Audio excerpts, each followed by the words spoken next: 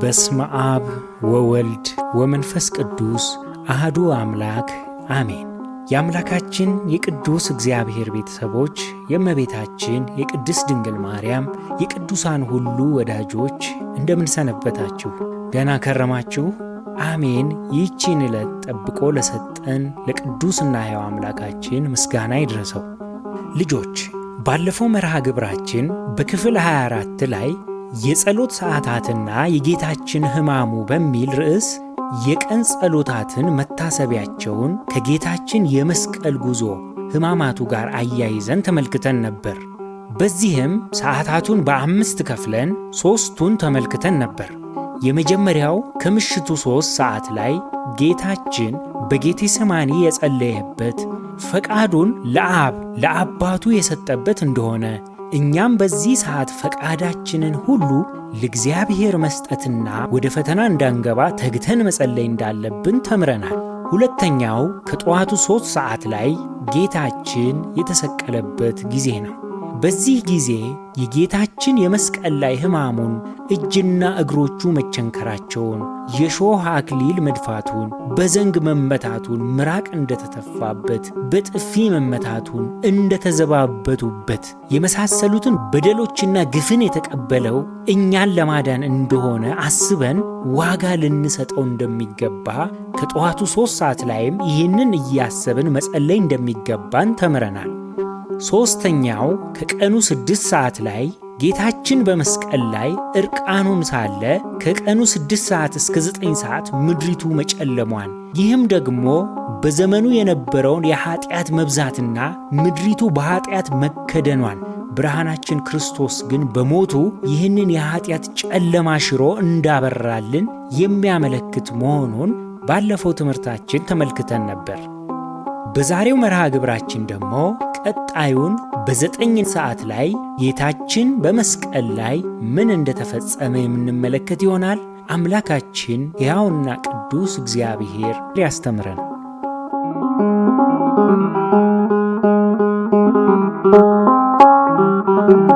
በ9ኛው ሰዓት የሕያዋን ሁሉ አምላክ በገዛ ፈቃዱ ነፍሱን ለሞት አሳልፎ ሰጠ። በማርቆስ ወንጌል ምዕራፍ 15 ቁጥር 34 ላይ እንዲህ ይላል፣ በ9ም ሰዓት ኢየሱስ ኤሎሄ ኤሎሄ ላማ ሰበቅታኒ ብሎ በታላቅ ድምፅ ጮኸ። ትርጓሜውም አምላኬ አምላኬ ለምን ተውከኝ የማለት ነው። ኢየሱስም በታላቅ ድምፅ ጮኸ፣ ነፍሱንም ሰጠ ይላል። በትንቢታት በመዝሙር 22 ቁጥር 1 ላይ አምላኬ አምላኬ ለምን ተውከኝ፣ እኔን ከማዳንና ከጩኸቴ ቃል ሩቅ ነህ ይላል። ይህ ትንቢት ነው በዚህ ሰዓት የተፈጸመው። ጌታችን በሉቃስ ወንጌል ምዕራፍ 24 ቁጥር 44 ላይ በሙሴ ሕግና በነቢያት በመዝሙራት ስለ እኔ የተጻፈው ሁሉ ይፈጸም ዘንድ ይገባል ብዬ የነገርኳችሁ ቃሌ ይህ ነው እንዳለ ይህ ቃል የተፈጸመው በ9 ሰዓት። በ9ኛው ሰዓት ምን ሆነ? በዮሐንስ ወንጌል ምዕራፍ 19 ቁጥር 30 ላይ ጌታችን ተፈጸመ አለ፣ ራሱንም አዘንብሎ ነፍሱን አሳልፎ ሰጠ ይላል።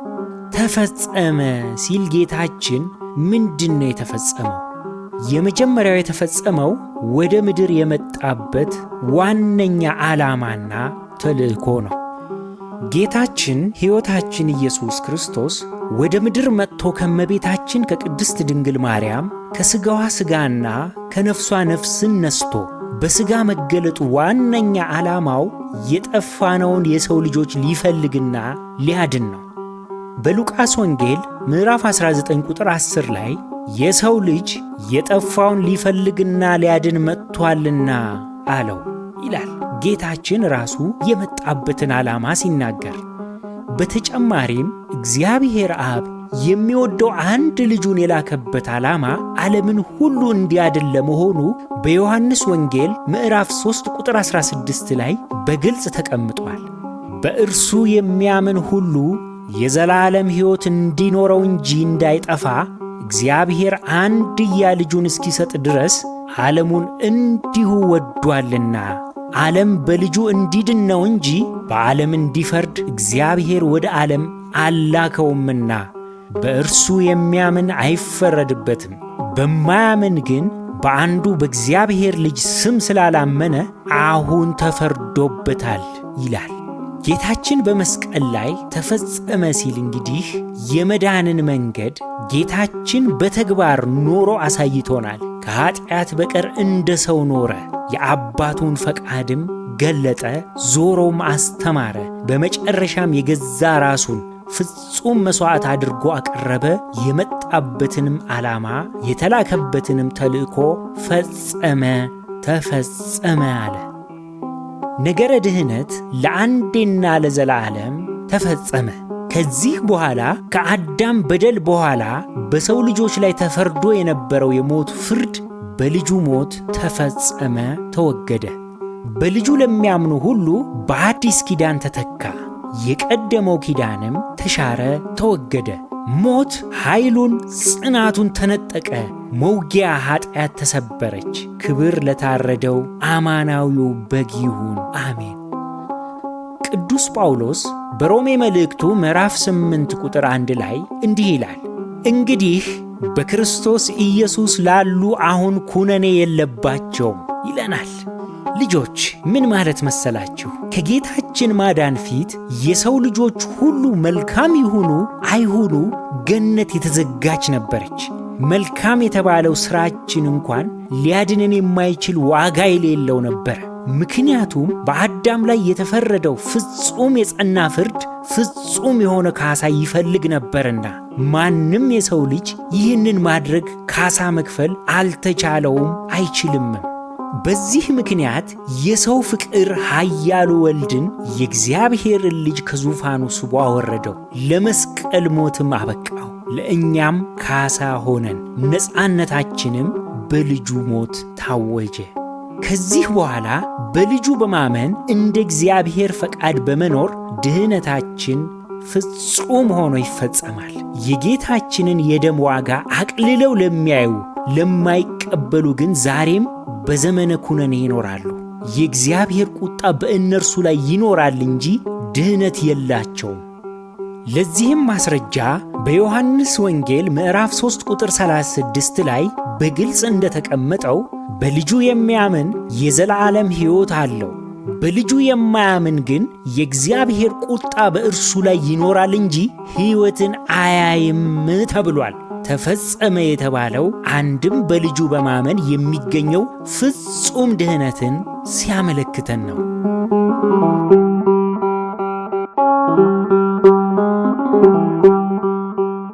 ሁለተኛው ጌታችን ተፈጸመ ያለው የሙሴ መጻሕፍት የነቢያቱና የመዝሙራቱ ትንቢታት ተፈጸሙ ሲለን ነው።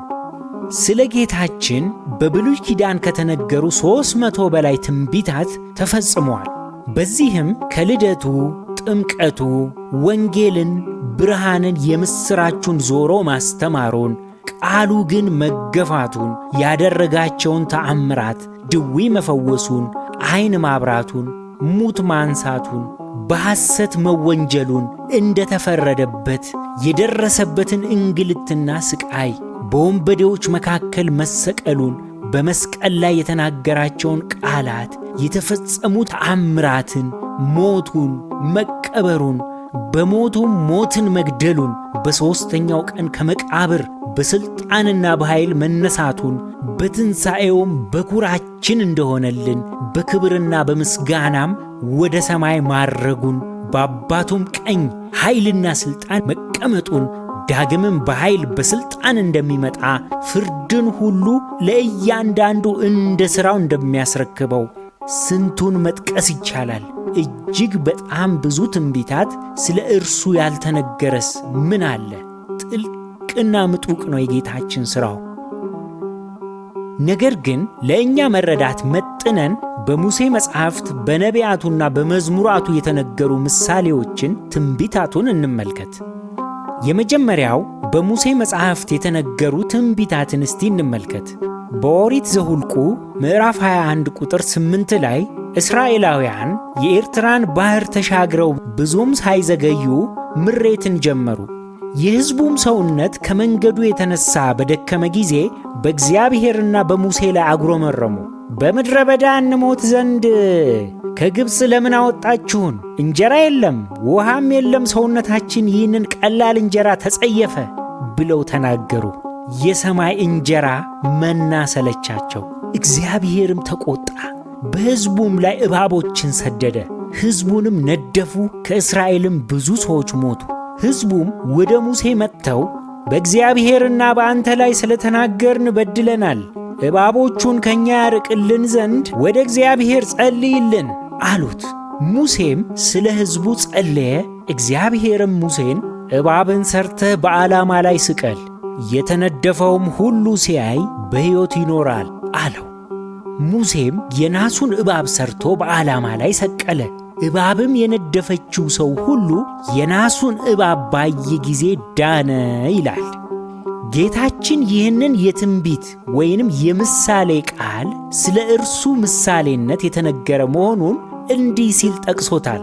ጌታችን በዮሐንስ ወንጌል ምዕራፍ 3 ቁጥር 14 ላይ ሙሴም በምድረ በዳ እባብን እንደሰቀለ እንዲሁ በእርሱ የሚያምን ሁሉ የዘላለም ሕይወት እንዲኖረው እንጂ እንዳይጠፋ የሰው ልጅ ሊሰቀል ይገባዋል አለ።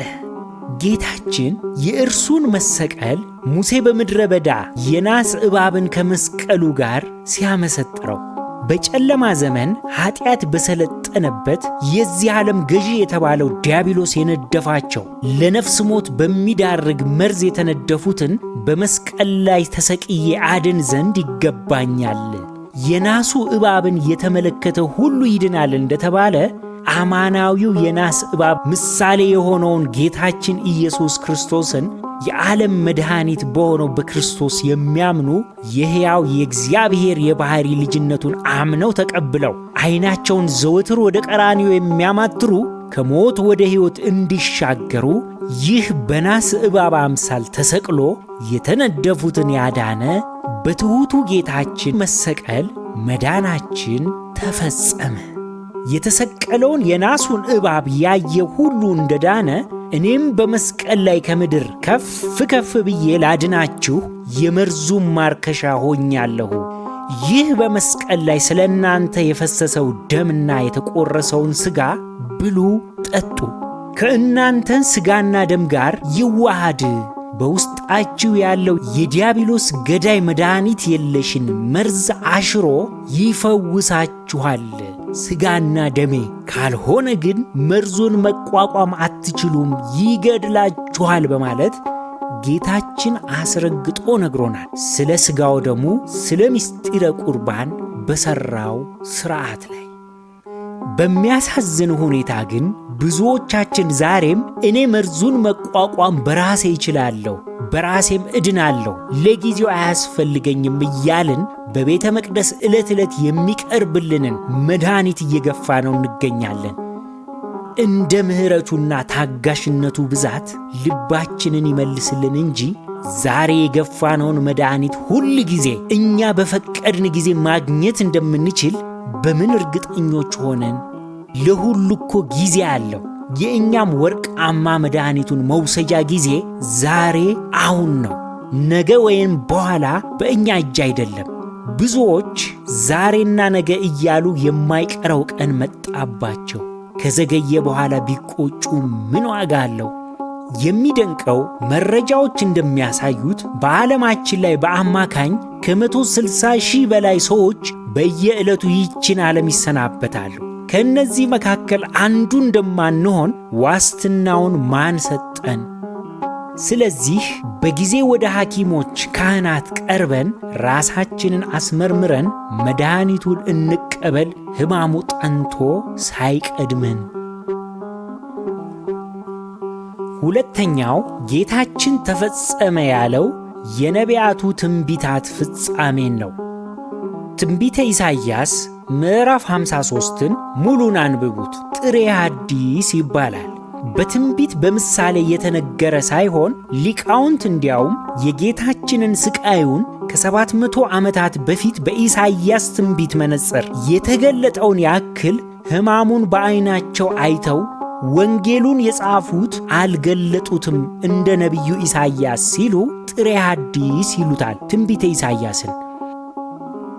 ሌላ ተጨማሪ ከትንቢታት ስንመለከት በነቢዩ ዳንኤል በባቢሎን ምርኮ በነበረበት ጊዜ ከኢሳይያስ ቀጥሎ የመጣ ነቢይ ነው። ነቢዩ ዳንኤል ከጌታችን መወለድ ከ600 ዓመታት በፊት የተናገረው ትንቢት ነው።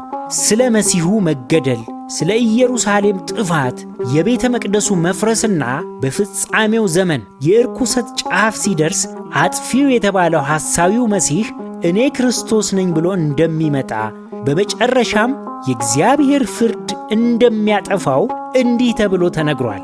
በትንቢተ ዳንኤል ምዕራፍ 9 ቁጥር 26 ላይ እንዲህ ይላል፣ ከ62 ጊዜ 7ም በኋላ መሲህ ይገደላል። ስለ ክርስቶስ ነው የሚናገረው። ስለ ጌታችን መሰቀል መሞቱን ነው የሚናገረው።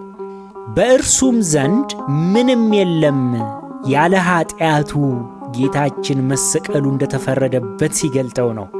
የሚመጣውም አለቃ ሕዝብ ከተማይቱን መቅደሱን ያጠፋሉ፣ ኢየሩሳሌም በ70 ዓመተ ምህረት መውደሟን መጥፋቷን ሲነግረን ነው። ፍጻሜውም በጎርፍ ይሆናል አለ። የሮማውያንን ወረራ ሲነግረን እስከ መጨረሻም ድረስ ጦርነት ይሆናል፣ ጥፋትም ተቀጥሯል ይላል። የእስራኤልን ሰላም ማጣት ስለ ሐሰተኛው ክርስቶስ እርሱም ከብዙዎች ጋር ጽኑ ቃል ኪዳን ወይንም ስምምነት እያለን ነው። ለአንድ ሱባኤ፣ አንድ ሱባኤ ማለት 7 ዓመታት ማለት ነው። ለ7 ዓመታት ያደርጋል። ይሄ ሐሰተኛው መሲህ የተባለው ጽኑ የሆነ ቃል ኪዳን ስምምነትን ለ7 ዓመታት ያደርጋል። በሱባኤውም እኩሌታ ወይንም በመሃል 3 ዓመት ከ6 ወር በኋላ መሥዋዕትና ቁርባኑን ያስቀራል። በሚገነባው 3ኛው ቤተ መቅደስ አሁን አይሁድ ሊሰሩ ያሉትን ቤተ መቅደስ ነው። በእርሱ የሚቀርበውን የአይሁድን መሥዋዕት ከ3 ዓመት ከ6 ወር በኋላ ያስቀራል። በርኩሰትም ጫፍ ላይ አጥፊው ይመጣል።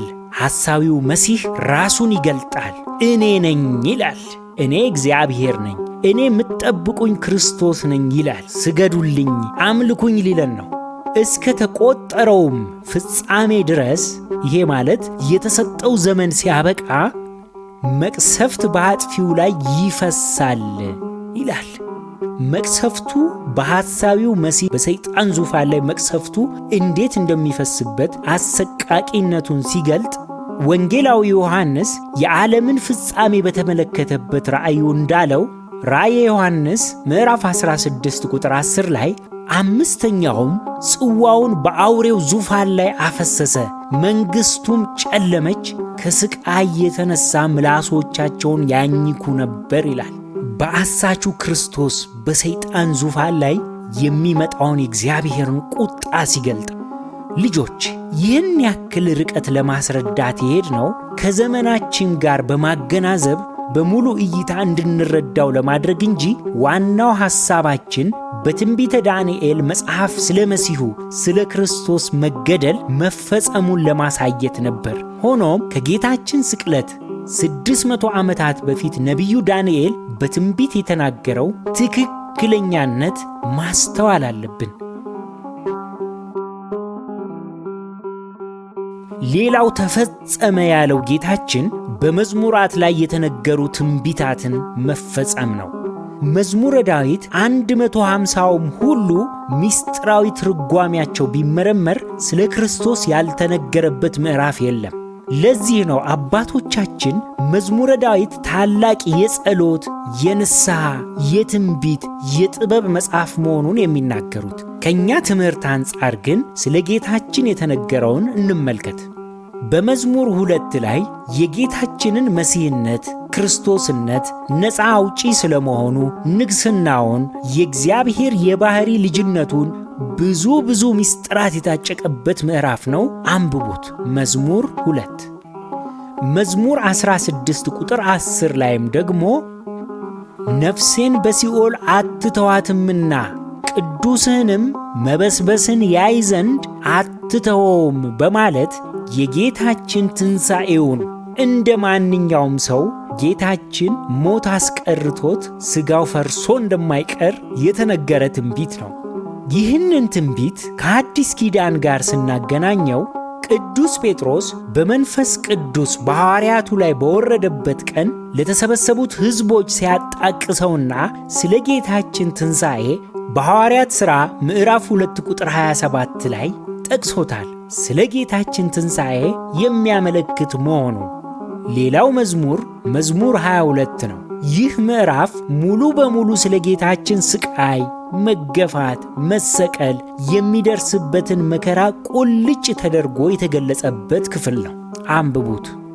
እንዲሁም መዝሙር 110 ቁጥር 1 ላይ በዚህ ክፍልም ሙሉ በሙሉ ስለ ጌታችን መለኮታዊ ሥልጣን፣ በባሕሪ አባቱ በአብ ቀኝ በሙሉ ሥልጣን የሚቀመጥ የዘላለማዊ ንግሥናውን፣ ምድርና ሰማይን ያስታረቀ፣ ለብዙዎች መዳን በገዛ ደሙ በመስቀል ላይ ወደ መቅደስ የገባ ዘላለማዊ ሊቀ ካህን መሆኑን የተገለጠበት ድንቅ ምዕራፍ ነው። እንዲያውም ጌታችን ራሱ ሲገልጠው በማቴዎስ ወንጌል ምዕራፍ 22 ቁጥር 44 ላይ ጌታችን ፈሪሳውያንን እንዲህ ሲል ጠየቃቸው። ስለ ክርስቶስ ምን ይመስላችኋል? የማንስ ልጅ ነው ብሎ ጠየቃቸው። እነርሱም የዳዊት ልጅ ነው አሉት። የእነርሱ እምነት እስከዚች ድረስ ብቻ ነው፣ እንግዲህ የዳዊት ልጅነቱን ብቻ።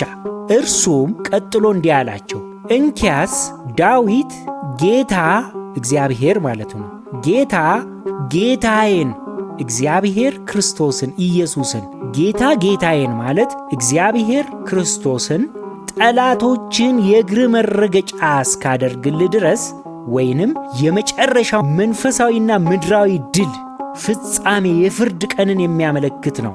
የእግሮች መረገጫ እስካደርግልህ ድረስ የሚለው በቀኜ ተቀመጥ። በቀኜ ማለት በኃይልና በስልጣን በግርማ ተቀመጥ አለው። በቀኜ ተቀመጥ አለው ሲል እንዴት በመንፈስ ጌታ ብሎ ይጠራዋል? ዳዊትስ ጌታ ብሎ ከጠራው እንዴት ልጁ ይሆናል አላቸው። አያችሁ፣ ዳዊት እንኳን ጌታዬ ብሎ የጠራው እርሱ በእውነትም እግዚአብሔር የእግዚአብሔር ልጅ ነው እንጂ ልጁን ጌታዬ ሊለው አይችልም እያላቸው ነው። በዚህ ጊዜ እንግዲህ አንድም ቃልስ እንኳን ይመልስለት ዘንድ የተቻለው የለም። ጸሐፍትና ፈሪሳውያን ምሁራን አንድ መልስ ሊመልሱለት አልቻሉ። እነርሱ ያልተረዱት ወይንም ሊረዱ ያልፈለጉት እውነት መሲህ በሥጋው ከዳዊት ዘር ቢገኝም የዳዊት ግን ጌታውና አምላኩ ፈጣሪው መሆኑን ነው እነርሱ ያልተቀበሉት እውነት። ስለዚህ ከመዝሙራቱ ተፈጸመ የተባሉት ከእነዚህ መዝሙራት ጥቂቶቹን ተመልክተናል።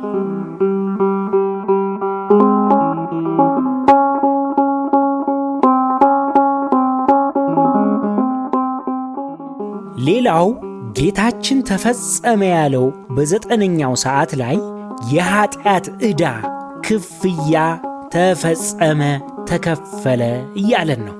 ቅዱስ ጳውሎስ በቆላስያስ መልእክቱ ምዕራፍ 2 ቁጥር 14 ላይ በእኛ ላይ የነበረውን የሚቃወመንንም በትእዛዛት የተጻፈውን የዕዳ ጽሕፈት ደመሰሰው፣ እርሱንም በመስቀል ጠርቆ ከመንገድ አስወግዶታል፣ አለቅነትንና ሥልጣናትን ገፎ ድል በመንሳት በእርሱ እያዞራቸው በግልጥ አሳያቸው ይላል። ከአዳም በደል ጀምሮ ኃጢአት ተቆራኝቶን ጽድቃችንን እንደ መርገም ጨርቅ ይቆጠር ነበር። ማናችንም ሕግን በመፈጸም መዳን ባልተቻለን ጊዜ አንድ ልጁ መጥቶ የዚህን በደል ካሳ በደሙ ከፍሎ ሁላችንን ነፃ አወጣን። ድህነትንም ለዓለም ሁሉ በደሙ ታወጀ። ከጌታችንም ሞት በኋላ ይቃወመን የነበረው የሞት ጽሕፈት ዕዳ ተደመሰሰ፣ በመስቀሉም ተቀዶ ከመዳን መንገዳችን አስወገደው። በኃጢአት የተመሰለው ዲያብሎስ በሰው ልጆች ላይ የነበረውን አይደፈሬ ሥልጣን ጌታችን በኃይሉ ገፎ ድል በመንሳት በደሙ ነፃነታችንን አወጀልን። ክብርና ምስጋና ለታረደው በግ ይሁን፣ አሜን። ልጆች፣ ይሄ መዳን በማንም በምንም ያልተቻለ የማይቻልም በክርስቶስ ሞት ብቻ የተቻለ በስሙ ለሚያምኑ ሁሉ የተሰጠ መዳን ነው። ይህ እውነት እንዳለ ሆኖ ከኛ ታዲያ ይህንን መዳን ለመጠቀም ምን ይጠበቃል? ቅዱስ ጳውሎስ በሌላኛው መልእክቱ ደግሞ እንዲህ ብሎናል፣ የእኛን ድርሻ ሲገልጥልን በፊልጵስዩስ መልእክቱ ምዕራፍ 2 ቁጥር 12 ላይ ስለዚህ ወዳጆቼ ሆይ ሁል ጊዜ እንደታዘዛችሁ በእናንተ ዘንድ በመኖሬ ብቻ ሳይሆን ይልቁንም አሁን ስርቅ በፍርሃትና በመንቀጥቀጥ የራሳችሁን መዳን ፈጽሙ ብሎናል። የራሳችሁን መዳን ፈጽሙ። የራሳችሁን መዳን ሲለን የእኛ ድርሻ ታዲያ ምንድን ነው? በሌላ ጊዜ በዝርዝር የምንማረው ይሆናል። በዚህ አውድ ግን የበደላችን ዕዳ በክርስቶስ ደም ፈጽሞ መከፈሉን ሊያመለክት ጌታችን በመስቀል ሕማም ላይ ሳለ ተፈጸመ አለን። ከአዳም በደል ጀምሮ በሰው ልጆች ሁሉ ላይ ተፈርዶ የነበረው ዕዳ ተከፈለ፣ ነፃ ወጣንም፣ ድህነታችንም ተፈጸመ።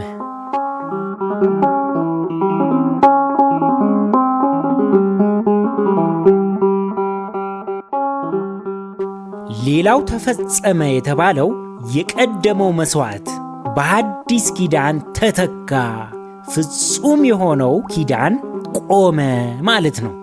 የቀድሞ የብሉይ ኪዳን መሥዋዕት ጊዜያዊ ካልሆነ ዘላለማዊ ድህነትን የሚያስገኝ አልነበረም። ይቀርብ የነበረው የእንስሳት ደም በእግዚአብሔር ፊት ፍጹም ያልሆነ ደስም የሚሰኝበት አልነበረም። ክብር ይግባውና የዓለምን ሁሉ ኃጢአት ሊያስወግድ የመጣው የእግዚአብሔር በግ በመስቀል ላይ ባቀረበው በራሱ ክቡር ደም ዓለምን ሁሉ ቀደሰ። ቅዱስ ጳውሎስ በዕብራውያን መልእክቱ ምዕራፍ 10 ቁጥር 6 እስከ 10 እንዲህ ሲል ይገልጠዋል። በሙሉ በሚቃጠል መሥዋዕትና ስለ ኃጢአት በሚሰዋ መሥዋዕት ደስ አላለህም ይልና እነሆ አምላኬ ሆይ ፈቃድህን ላደርግ መጥቻለሁ ብሎ ሁለተኛውንም ወይንም ሐዲስ ኪዳኑን ማለት ነው ሊያቆም ፊተኛውን ወይንም የቀደመውን ኪዳን ማለቱ ነው ይሽራል። ሊያቆም ፊተኛውን ይሽራል። በዚህ ፈቃድ የኢየሱስ ክርስቶስ ሥጋ አንድ ጊዜ ፈጽሞ በማቅረብ ተቀድሰናል ይላል። አንድ ጊዜ የገዛ ደሙን በመስቀል ላይ በማቅረብ ቀድሶናል። ይህ መሥዋዕት ፍጹም በመሆኑ እንደ ብሉይ ኪዳን ጊዜ በየጊዜው የሚቀርብ አይደለም፣ አንዴና ለዘላለም የቀረበ ነው።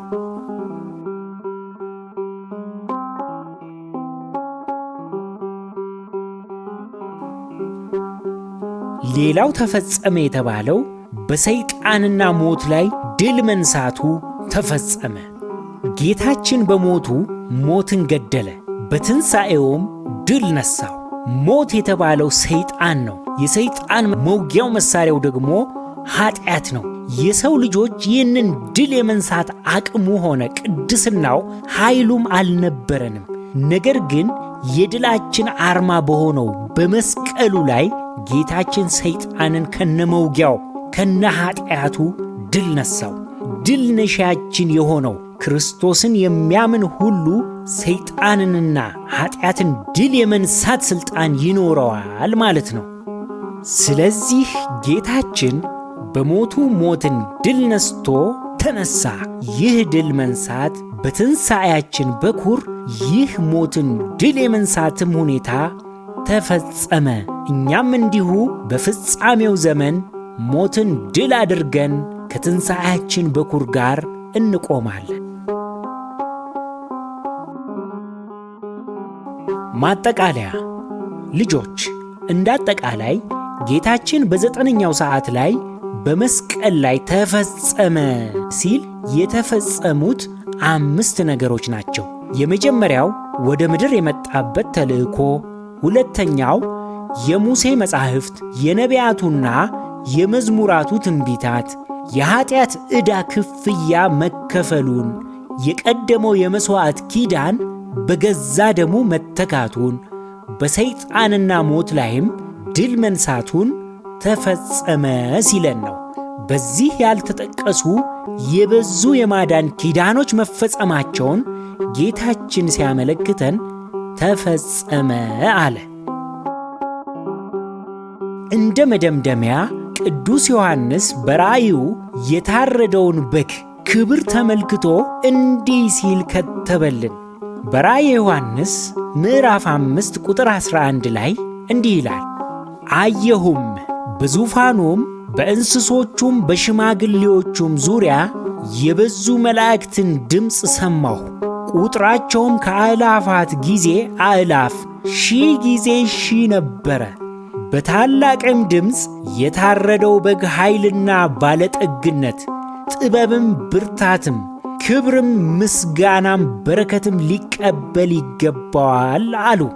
በሰማይና በምድርም ከምድርም በታች በባሕርም ላይ ያለ ፍጥረት ሁሉ በእርሱ ውስጥ ያሉ ሁሉ በረከትና ክብር ምስጋናም ኃይልም ከዘላለም እስከ ዘላለም በዙፋኑ ላይ ለተቀመጠው ለበጉም ይሁን ሲሉ ሰማሁ ይላል። አሜን፣ አሜን፣ አሜን። ክብር ለታረደው በግ ይሁን። ልጆች፣ በዛሬ መርሃ ግብራችን በ9 ሰዓት ላይ ጌታችን ተፈጸመ ያላት ቃል ምን ያክል ጥልቅና የመዳናችን ፍጻሜ እንደሆነች ተመልክተናል። መርሃ ግብራችንን ከማጠናቀቃችን በፊት 1-2 ጥያቄዎችን እንስጣቸው። በጥያቄዎቹ ላይ ተወያዩባቸው። የመጀመሪያው ጥያቄ በ9 ሰዓት ላይ የምናደርገው ጸሎት ከጌታችን የመስቀል ላይ ሕማሙ ጋር እንዴት ይገናኛል? ጌታችን በመስቀል ላይ ተፈጸመ ሲል ምን ማለቱ ነው? ምኖች ናቸው የተፈጸሙትስ? በእነዚህ ነጥቦች ላይ ተወያዩባቸው። የዛሬው መርሃ ግብራችን ይህንን ይመስል ነበር። ያስተማረን፣ የመከረን፣ የገሰጸን ስለኛ በመስቀል ላይ ዋጋ የከፈለው ክብርና ምስጋና ለታረደው በግ ይሁን። የእግዚአብሔር ቸርነት፣ የእመቤታችን የቅድስት ድንግል ማርያም ማላጅነት፣ የጻድቃን የቅዱሳን ሁሉ ተራዳይነታቸው አይለየን። ወስብሐት ለእግዚአብሔር ወለወላዲቱ ድንግል ወለመስቀሉ ክቡር።